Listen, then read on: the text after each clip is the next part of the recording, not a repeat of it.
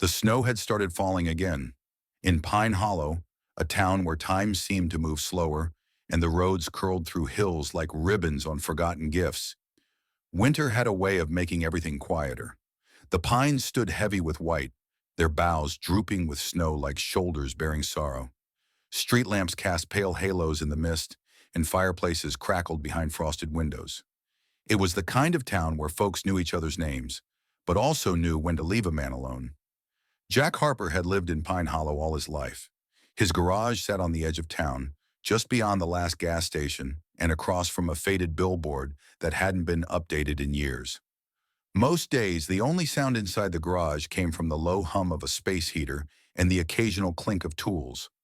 Lonely sounds, but familiar ones. They were sounds Jack had grown used to. At 63, Jack had a kind of stillness about him that some mistook for coldness. But those who knew him before the accident, before his son left for the city, would have said otherwise. Once upon a time, he was the kind of man who laughed easily and cooked breakfast for his family every Sunday. He used to whistle while he worked, tapping his boots on the concrete floor of the garage. His wife, Marlene, had called it his dance of grease and joy. But Marlene had been gone nearly 7 years now. Cancer. It came and went like a thief in the night, robbing the house of its light. Their son Caleb stayed for a while after the funeral, tried to hold things together, but he was young and full of dreams. He left for Chicago with promises to call and visit, but life had a way of pulling you under when you were trying to stay afloat. The calls became fewer, then none at all. Now Jack's days passed in quiet routine. He'd open the garage at 8, whether or not any customers came. Most didn't. It was too cold, and newer cars didn't need the kind of fixing he specialized in. But he didn't mind. Fixing things, even if it was just rearranging tools or tuning up his own old truck, gave his hands something to do. His nights were lonelier. The small house behind the garage still had Marlene's favorite chair by the window. Sometimes he'd sit there, cradling a cup of lukewarm coffee, staring out into the dark like he was waiting for something. Maybe a knock on the door. Maybe nothing at all. It was on one of those nights, one of the coldest yet, that Jack saw her. The wind had picked up, pushing drifts of snow across the road in waves. Jack was locking up the garage when he noticed a figure on the old bus bench across the street. No one used that stop anymore. The bus route had changed 2 winters ago. But there she was, a woman hunched and shivering, arms wrapped around herself. No coat, no hat, just a thin sweater and jeans, soaked and clinging to her skin. For a moment, Jack hesitated. He'd learned over the years to mind his own business. People had their stories, and sometimes they didn't want help. But then the wind blew again, hard and sharp, and he saw her flinch like a branch snapping under weight. That was enough. He crossed the road with careful steps, snow crunching beneath his boots. "Ma'am," he said, his voice low but firm. "You okay out here?" She looked up, startled. Her face was pale, lips tinged with blue. I'm fine," she said quickly, pulling her arms tighter. "Just resting." "In this weather?" Jack glanced at the sky. "You'll freeze to death resting." She didn't answer. He sighed and pointed a thumb toward the garage.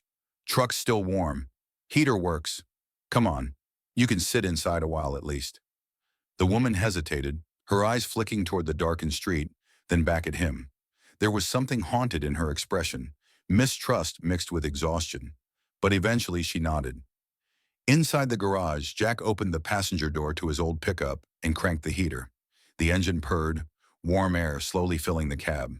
He grabbed a thick wool blanket from the back seat and handed it to her. "Here, wrap up." She took it without a word, curling into the seat like a child, shivering less now. Jack rummaged through a cabinet and returned with a dented thermos. He poured her a cup of black coffee, handed it through the open door. "Thanks," she murmured. Her voice was rough, like it hadn't been used much. He nodded and leaned against the truck, sipping from his own mug. They didn't speak much after that. The night was full of its own sounds, the ticking of the engine cooling, the wind against the windows, the occasional groan of the pine trees outside. In that quiet, something gentle settled between them. After a while, Jack glanced over. She had fallen asleep, curled beneath the blanket, the empty cup resting in her lap. Her chest rose and fell in soft, even rhythms. Jack watched for a moment longer, then went inside the garage office. He left the truck running all night. When dawn broke, a pale blush over the hills, Jack stepped outside with 2 mugs of coffee. He approached the truck slowly, careful not to startle her, but the passenger seat was empty, blanket folded, thermos tucked neatly on the floor, and on the dashboard, propped against the steering wheel, was a card. Jack picked it up. "My name is Eliza Moore. If you ever need anything, call me. I won't forget this." He stood there for a long moment, the card trembling slightly in his hand as the morning wind swept through the trees. He didn't know who she was or where she'd gone, but something about the name, Eliza Moore, it stirred something in his memory. Back inside, he sat at his cluttered desk, turned on the old computer, and typed the name into the search bar. What he found would change everything. The search results loaded slowly, the way old computers always seem to take their time with important moments. Jack leaned in, adjusting his glasses as he scanned the screen.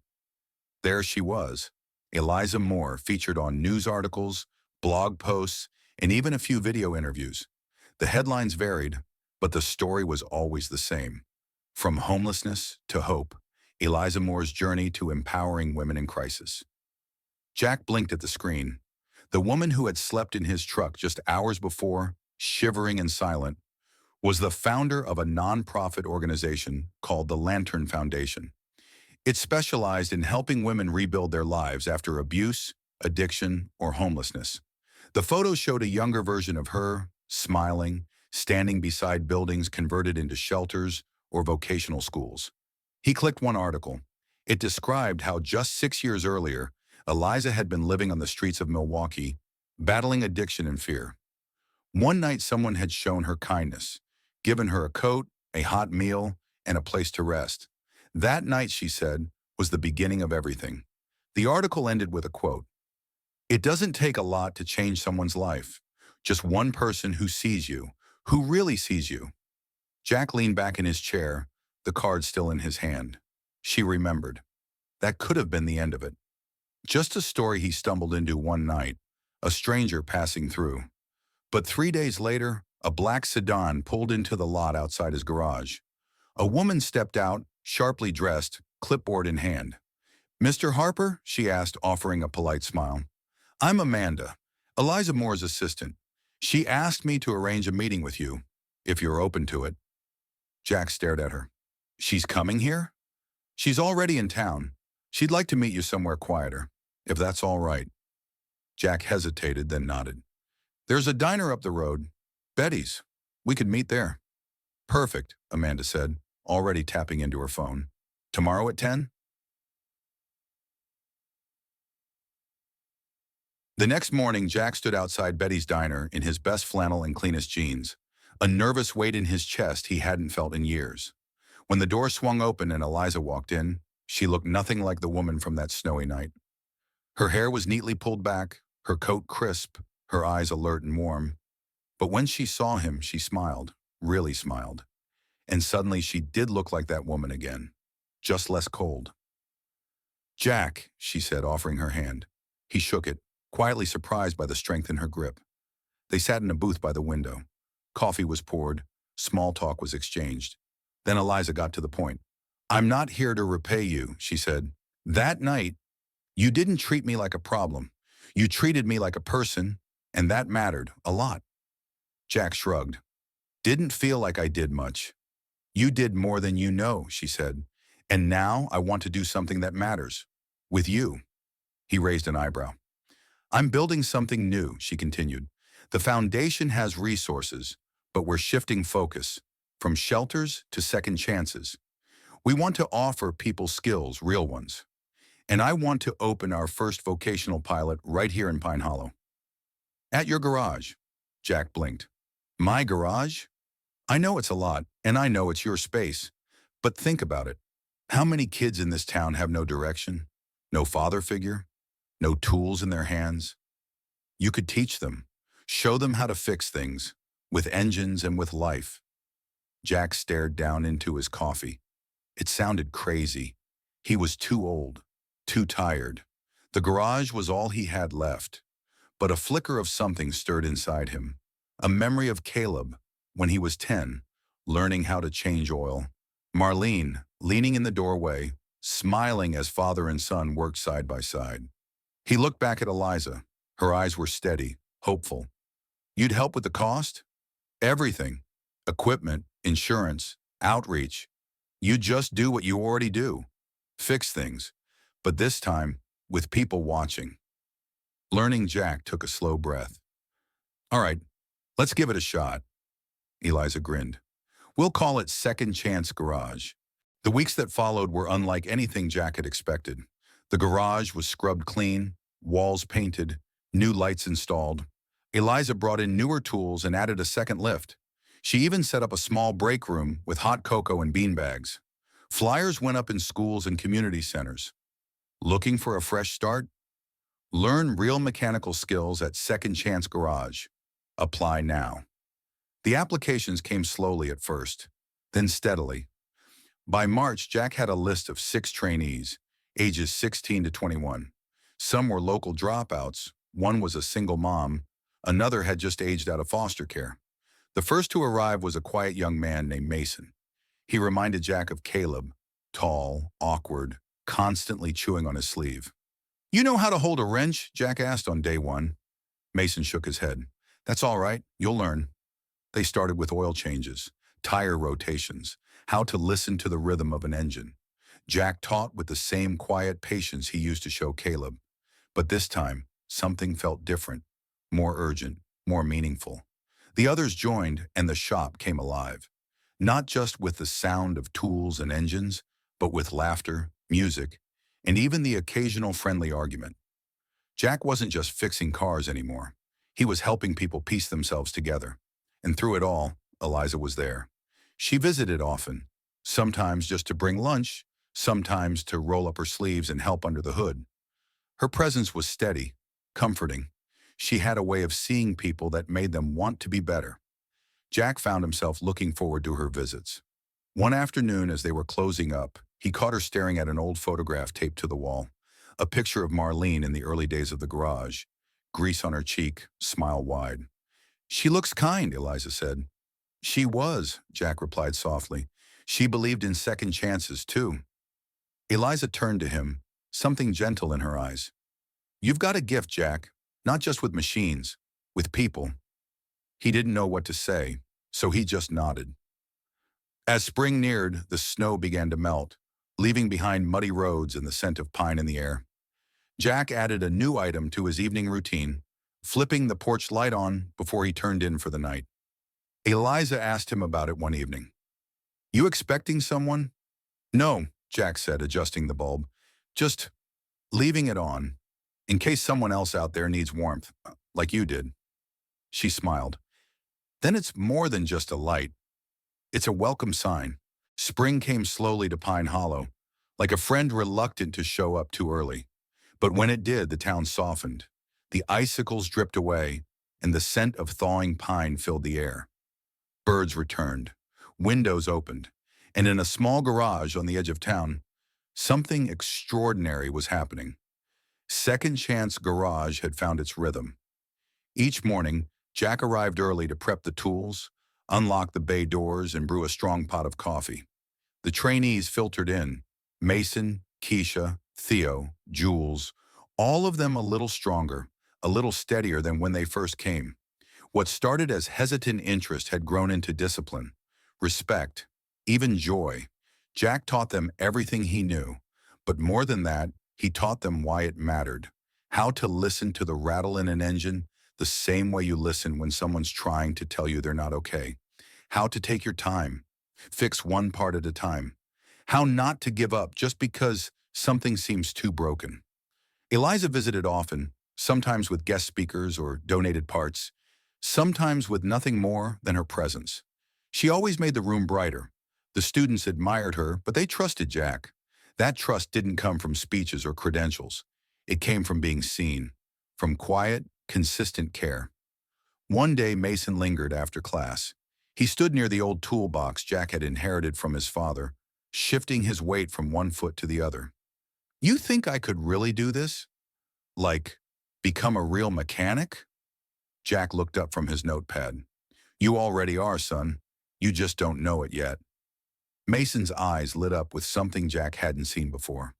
Belief. That night, Jack stood in the garage after everyone had gone. The sun had dipped behind the trees, leaving streaks of gold across the concrete floor. He walked over to the wall where Marlene's photo hung, beside Eliza's card. He ran his finger along the edge of the frame. You'd like her, he murmured. You'd like all of them. He didn't hear Eliza step inside, but when he turned, she was there, leaning in the doorway, arms folded, watching him with that soft, knowing expression. I didn't mean to interrupt, she said. You're not, Jack replied. Just talking to an old friend. She smiled and walked over, her eyes following his to the photo. She's beautiful. She had a way of making everyone feel safe, Jack said. She'd sit right over there, reading a book while I worked. Kept me company, even when she wasn't saying a word. Eliza nodded. Sounds familiar. They stood there for a while, neither needing to fill the silence. Outside, the night settled in. A light breeze rustled through the pine branches. You ever think about leaving Pine Hollow? Eliza asked gently. Starting over somewhere new? Jack shook his head. Used to, after Marlene passed, after Caleb stopped calling. I thought about selling everything, just disappearing. But now, he looked around the garage. Now I think maybe I was supposed to stay, to be here for this. Eliza looked at him, something flickering behind her eyes. You've given them more than just a skill. You've given them dignity. And you gave me a place to begin again, too. There was a pause. You ever miss the spotlight? Jack asked. The interviews, the recognition, she laughed softly. I used to, but now? That night in your truck, cold and quiet as it was the most human I've felt in a long time. You didn't see Eliza Moore, the entrepreneur. You saw a woman who needed a place to rest, and that saved me. Jack turned to her, the corners of his mouth lifting slightly. Well, you returned the favor, more than you know. The garage kept growing, more students enrolled. A local newspaper ran a piece titled, A Town's Heartbeat, Second Chances on Four Wheels. Donations poured in. Community members offered to volunteer. Jack even heard from Caleb, a text at first, then a call. Then one crisp Saturday, his son came to visit. They stood awkwardly at first, father and son both unsure. But when Caleb stepped inside the garage and saw the students working, the tools gleaming, and Jack instructing with pride in his voice, something shifted. This is yours? Caleb asked, wide-eyed. Ours, Jack replied. You helped lay the first bricks, remember? Caleb chuckled. I was 12. I spilled motor oil on everything. Still counts, Jack said, grinning. From that day forward, Caleb visited more often. He even offered to help with marketing, suggesting a website and a social media page. Jack didn't care much for all that, but he let his son take the reins. It felt good having him around again. Healing wasn't always loud. It could be a quiet rebuilding, one conversation at a time. One warm June evening, after a particularly successful open house at the garage, Jack and Eliza sat on the front steps of his house. The porch light glowed softly above them. Still leaving it on? She asked. Every night, Jack said. For someone else in the cold? For whoever needs it. She looked at him, her expression unreadable at first. Then it softened. You ever think about what's next? Not for the garage, for you? Jack considered it. I spent a long time thinking my life was behind me, that what mattered had already happened. But now, I don't know. Feels like something's just beginning. Eliza nodded slowly. You're not the only one. Their hands brushed, not accidentally, not quite on purpose either. But they didn't move away. The crickets sang in the dark. The trees whispered above. The town was quiet, but it was no longer lonely. 1 year later, Second Chance Garage had trained over 20 young adults. Some had gone on to work at repair shops in neighboring towns. Others had started mobile mechanic services of their own. All of them had come back to visit Jack, leaving thank you notes, photos, and the occasional greasy handprint on the walls of the break room. Eliza stayed. She turned the upstairs of an old bookstore into her new home. She and Jack shared morning coffees, late-night conversations, and slow walks through the town they'd both come to love. Jack still kept Marlene's photo on the wall, but now it sat next to one of Mason shaking his hand at graduation and another of the entire first class of second chance trainees. Above them all hung a simple wooden sign, Second Chance Garage, served by kindness. Each night, as Jack turned out the lights and locked the garage, he made sure the porch light at home was shining. It wasn't about expecting someone.